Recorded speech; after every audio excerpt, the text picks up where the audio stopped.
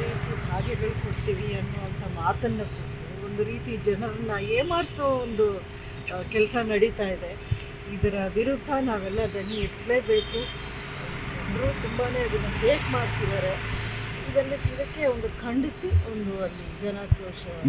ಎಲ್ಲ ಒಂದು ಕಡೆ ಇತ್ತೀಚೆಗೆ ಹೋರಾಟಗಳಲ್ಲಿ JDSನವರು ನಮ್ಗೆ ಸೇರಿಸ್ಕೊಳ್ತಿಲ್ಲ BJP ಅನ್ನುವಂಥ ಆರೋಪಗಳನ್ನ ಮಾಡ್ತಾ ಇದ್ದಾರೆ.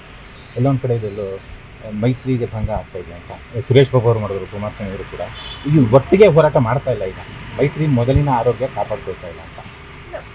ನೋಡಿ, ಮೈತ್ರಿ ಅನ್ನೋದು ಯಾವತ್ತೂ ಒಂದು ಸವಾಲುಗಳ ಜೊತೆಲೇ ಇರುವಂಥ ವಿಷಯ. ಯಾವುದೂ ಅಷ್ಟು ನೋಡಿದ್ರೆ ಒಂದೇ ಪಕ್ಷದೊಳಗೇನೆ ಎಷ್ಟೊಂದು ವಿಚಾರಗಳು, ಎಷ್ಟೊಂದು ಭಿನ್ನಾಭಿಪ್ರಾಯಗಳು ಬರ್ತಾನೆ ಇರ್ತವೆ, ಬರ್ತಾನೆ ಇದೆ. ಪ್ರತಿಯೊಂದು ಪಕ್ಷದಲ್ಲೂ ಇದೆ. ಇದರಿಂದ ಯಾವ ಪಕ್ಷವೂ ಏನು ನಮಗಿಲ್ಲ ಅನ್ನೋ ಥರ ಇಲ್ಲ. ಸೊ ಎರಡು ಪಕ್ಷ ಒಂದು ಮೈತ್ರಿ ಅಂತ ಆದಮೇಲೆ ಖಂಡಿತ ಅದಕ್ಕೆ ಆದಂಥ ಸವಾಲುಗಳು ಇದ್ದೇ ಇರುತ್ತವೆ. ಅದಕ್ಕೆ ಏನು ಅದನ್ನು ಸ್ಮೂತಾಗಿ ಹ್ಯಾಂಡಲ್ ಮಾಡುವಂಥ ಜವಾಬ್ದಾರಿ ಯಾರಿಗಿದೆಯೋ ಅವ್ರು ಮಾಡಬೇಕು. ಮತ್ತೆ ರಾಜಕಾರಣದಲ್ಲಿ ಸಕ್ರಿಯವಾಗಿ ಜೋಡಿಸ್ಕೊಳ್ಬೇಕು ಅಂತ ನಿರ್ಧಾರ ಮಾಡಿದ್ದಾರೆ. ಇತ್ತೀಚೆಗಷ್ಟೇ ಮನೆ ಕೂಡ ಬಾಡಿಗೆ ತಂದಿದೆ. ಮನೆ ಮೊದಲಿಂದ ಇತ್ತಲ್ಲ, ಆ ಮನೆಯಿಂದ ಶಿಫ್ಟ್ ಮಾಡಿದೆ ಅಷ್ಟೇ. ಯಾಕಂದರೆ ಅವ್ರ ಮನೆಯವ್ರಿಗೆ ಆ ಮನೆ ಬೇಕಿತ್ತು ಅಂತ ಮಕ್ಕಳಿಗೆ. ಸೊ ಹಾಗಾಗಿ ನಾನು ಮನೆ ಶಿಫ್ಟ್ ಮಾಡಿದ್ದೀನಿ. ಮನೆ ಅದು ಮಂಡ್ಯದಲ್ಲಿ ಯಾವತ್ತೂ ಇದ್ದೇ ಇದೆ. ಈಗ ನಮ್ಮ ಸೈಟಲ್ಲೂ ಒಂದು ಚಿಕ್ಕದಾಗಿ ಮನೆ ಮಾಡಬೇಕು ಅಂತಲೂ ಅಂದ್ಕೊಳ್ತಾ ಇದ್ದೀನಿ. ಸೊ ಅದೆಲ್ಲ ಆಗುತ್ತೆ. BJPಯವರು ಆರೋಪ ಮಾಡ್ತಿದ್ದಾರೆ ಇತ್ತೀಚೆಗೆ ಮಹಿಳಾ ದೌರ್ಜನ್ಯ ಜಾಸ್ತಿ ಆಗ್ತಿದೆ ಅಂತ. ನಿನ್ನೆ ಗೃಹ ಸಚಿವರು ಲಘುವಾದ ದಾಖಲೆಯಲ್ಲಿ ಮಾತನಾಡಿದ್ರು.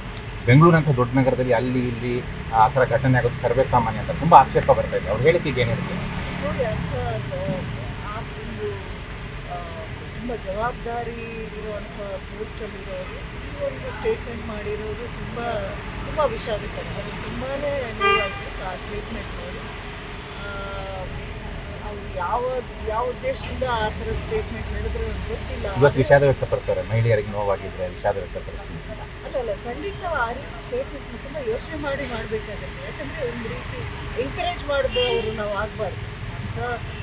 ಹೋಮ್ ಮಿನಿಸ್ಟರ್ ಪೊಸಿಷನಲ್ಲಿ ಇಟ್ಕೊಂಡು ನೀವು ಆ ರೀತಿ ಒಂದು ಸ್ಟೇಟ್ಮೆಂಟ್ ಕೊಡೋಕೆ ಮಾಡಿದ್ರೆ ಸ್ವಲ್ಪ ನೀವು ತಾಳ್ಮೆಯಿಂದ ಯೋಚನೆ ಮಾಡಿ ಆ ಸ್ಟೇಟ್ಮೆಂಟ್ ಮಾಡಬೇಕಾಗಿತ್ತು.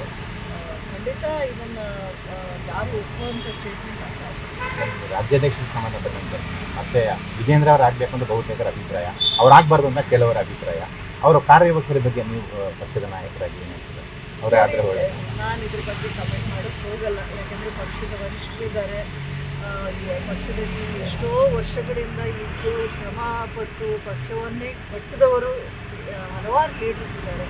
ಸೊ ಅವರವರು ಅದನ್ನು ಸಾಲ್ವ್ ಮಾಡುವಂಥ ಕೆಪಾಸಿಟಿ ಅವ್ರಿಗಿದೆ ಅಂತ ಅಂದ್ಕೊಂಡಿದ್ದೀನಿ. ಸೊ ಇದರಲ್ಲಿ ನಾನೇನು ಮಾತಾಡೋದು. ಪಕ್ಷದ ಕಾರ್ಯಕ್ರಮಗಳಲ್ಲಿ ಸ್ವಲ್ಪ ನೀವು ಅಂತರ ಕಾಯ್ಕೊಂಡಿರಿ ಅಂತ ಆರೋಪ, ಅದ್ರ ಬಗ್ಗೆ ಏನು ಹೇಳ್ತೀರಾ? ನೋಡಿ, ಪಕ್ಷದ ಕಾರ್ಯಕ್ರಮ ಅಂತ ಅಲ್ಲ, ನಿಮಗೆ ಗೊತ್ತು, ಪರ್ಸನಲ್ ಲೈಫಲ್ಲಿ ನನಗೀಗ ಮೊಮ್ಮಗ ಬಂದಿದ್ದಾನೆ ಮನೆಗೆ. ಸೊ ಆ ಒಂದು ಪರ್ಸನಲ್ ಸ್ಪೇಸ್ ನನಗೂ ಬೇಕಾಗಿತ್ತು. ಸ್ವಲ್ಪ ಅವನ ಜೊತೆಲೂ ಕಾಲ ಕಳೀಬೇಕು, ನೋಡ್ಕೊಂಡು. ಸೊ ಹಾಗಾಗಿ ಸ್ವಲ್ಪ ಒಂದು ಬ್ಯಾಕ್ ಸ್ಟೆಪ್ ತಗೊಂಡು ಬಿಟ್ಟರೆ ಆ ಪಕ್ಷದ ಕಾರ್ಯಕ್ರಮಕ್ಕಿಂತ ಅದರ ಪಕ್ಷದಲ್ಲಿ ನನಗೆ ಏನೂ ಪ್ರಾಬ್ಲಮ್ ಇಲ್ಲ. ಈಗ ಹೋರಾಟದಲ್ಲಿ ಪಾಲ್ಗೊಳ್ಳಕ್ಕೆ ಹೋಗ್ತಿದ್ದೀರಾ? ಯಾಕಂದರೆ ಇದು ತುಂಬ ಒಂದು ಇಂಪಾರ್ಟೆಂಟ್ ವಿಷಯ ಅಂತ ನಾನು ತುಂಬ ಗಂಭೀರವಾಗಿ ತಗೊಂಡಿರೋ ವಿಷಯ. ಇದು ಪ್ರತಿಯೊಬ್ಬರಿಗೆ ಒಂದು ಮುಟ್ಟುವಂಥ ವಿಷಯ ಇದು. ಯಾಕಂದರೆ ಬೆಲೆ ಏರಿಕೆ ಅನ್ನೋದು ನಮ್ಮ ಲೈಫಲ್ಲಿ ಪ್ರತಿ ಒಂದು ಹೆಜ್ಜೆಯಲ್ಲಿ ನಾವು ಫೈಟ್ ಮಾಡ್ತಾ ಇದ್ದೀವಿ.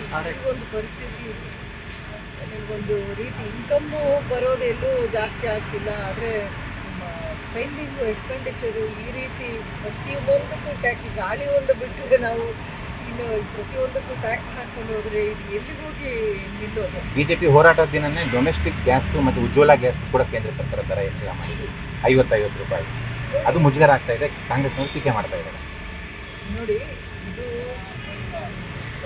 ರಾಜಕೀಯವಾಗಿ ಮಾತಾಡೋಕ್ಕೆ ಹೋದರೆ ಅದು ಬೇರೆ ವಿಚಾರ.